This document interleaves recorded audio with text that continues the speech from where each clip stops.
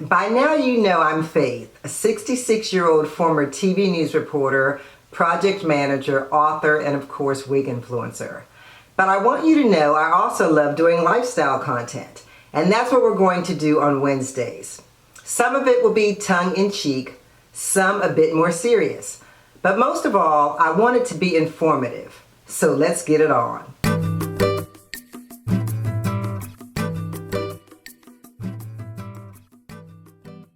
As you know, today's episode is about one of my favorite subjects, 70s music. Get past the people, get past the HEADBANDS. In my opinion, the music and musicians that came out from 1970 to 1979 was some of the best ever.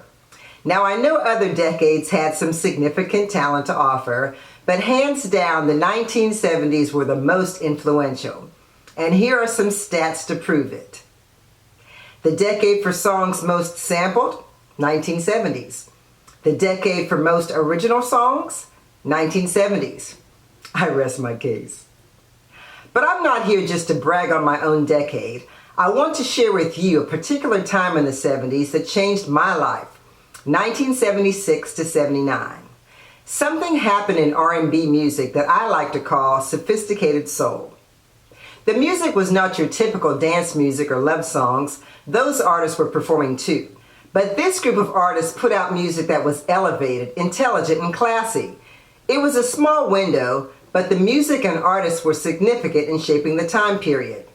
It affected how we dressed, where we hung out, and how we carried ourselves. It made us feel successful and gave us a desire to better ourselves. Yes, music can be that powerful. Remember how James Brown made you feel when he sang "I'm Black and I'm Proud"? Or in more modern times, how Denise Williams made you feel when she sang "Black Butterfly"? Yeah, it was that kind of feeling. So let me share those artists and their music with you so you can appreciate them as we did. Unfortunately, YouTube won't allow me to play their music, but I'll put links in the description section so you can check them out yourself. Let's get started. Norman Connors.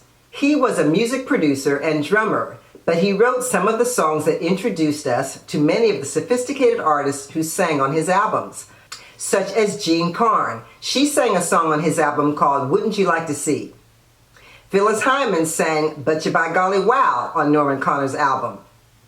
Eleanor Mills sang the title song to an album called "This Is Your Life." And Michael Henderson with "You Are My Starship," and his first hit for Norman Connors, "Valentine Love." I remember seeing Michael Henderson and Phyllis Hyman at a concert singing together a song called "We Both Need Each Other." And she had a short cut and button earrings that everyone wanted to imitate, including me. Both Phyllis and Michael released their own recordings while singing with Connors, so you can look them up individually. Other influential artists of that time were Narada Michael Walden with his hit "Delightful." He went on to produce a host of folks like Mariah Carey, Whitney Houston, and George Benson. One of my favorites from the sophisticated soul era was Angela Bofield. Her hits included "I Try" and "This Time I'll Be Sweeter." I highly recommend you check out her discography. I would even add Chic to this list since their persona was just as the name implies, chic. Their first album released in 1978. Most of you have heard of Chic, but if not, go check them out too. And of course, we can't forget Prince. Yes, Prince. Before he transformed himself into a modern-day Little Richard with the slick hair and the ruffles, he put out one album in the sophisticated genre. His first, in 1979, called "For You." It received critical acclaim because it showcased his talent to play a variety of instruments. That album featured his first song to hit the Billboard Top 100 called "Soft and Wet." And the rest is history.